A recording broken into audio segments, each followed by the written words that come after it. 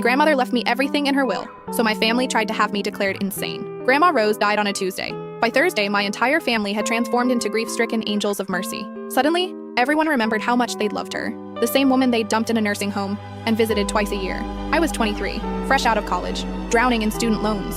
I'd spent every weekend with Grandma for the past 5 years, playing cards and listening to her stories about running her textile business back when women weren't supposed to own anything. She was sharp as a tack until the end, despite what my family would later claim. The will reading was a bloodbath. My Aunt Linda nearly fainted when the lawyer announced I'd inherited everything. The house, the business, the investments. We're talking $2.3 million. My Uncle Mark started stammering about mistakes. My mother just stared, calculating how quickly she could contest this. There has to be an explanation, Mom said later that night. Rose wasn't thinking clearly. She was confused. But I knew exactly why Grandma left it all to me. I was the only one who treated her like a person instead of a bank account with legs. The next morning, my phone rang. My cousin Janet, who worked as a hospital administrator, had some concerns about my mental health. "We're just worried," she said in that syrupy voice people use when they're about to destroy your life. "You've been under so much stress. Maybe you should talk to someone." Within a week, they'd orchestrated an intervention. My entire family sat in my mother's living room, faces painted with fake concern. They'd found a doctor, some psychiatrist my uncle knew, who was willing to evaluate me. Dr. Harrison was everything you'd expect from someone bought and paid for by desperate relatives. He asked leading questions about my delusions of grandeur and whether I heard voices telling me I deserved inheritance money. "Do you really think your grandmother intended to leave everything to you?" he asked, pen poised over his notepad. "Yes," I said, "because that's what her will says."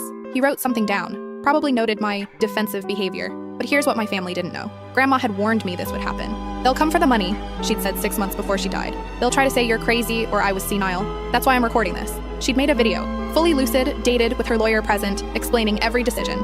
She detailed my family's neglect, their constant requests for loans they never repaid, and why she trusted only me with her legacy. I also had something else they didn't expect. 5 years of phone records proving I was the only family member who called regularly, bank statements showing I'd never asked for money, and testimony from her doctors confirming her mental capacity right up until her death. The competency hearing was scheduled for a Friday. My family showed up in black, still playing the grieving relatives card. Dr. Harrison presented his evidence of my supposed mental instability. Then my lawyer played Grandma's video. "If you're watching this," she began, "it means my vultures of a family are trying to steal from the one person who actually loved me." For 12 minutes, she methodically destroyed each family member's character. She mentioned my aunt's gambling problem, my uncle's affair, my mother's shopping addiction, all funded by emergency loans from Grandma's account. The judge looked disgusted.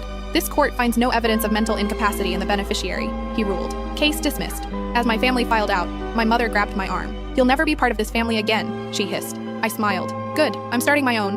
I used Grandma's business to create a scholarship fund for first-generation college students. The house became a transition home for young adults aging out of foster care. Last Christmas, I hosted dinner for 12 people, my chosen family of friends who'd stood by me. We toasted Grandma Rose, who'd known exactly what she was doing when she picked the one granddaughter who visited her because she wanted to, not because she had to. The rest of my family sent a Christmas card. I used it as kindling.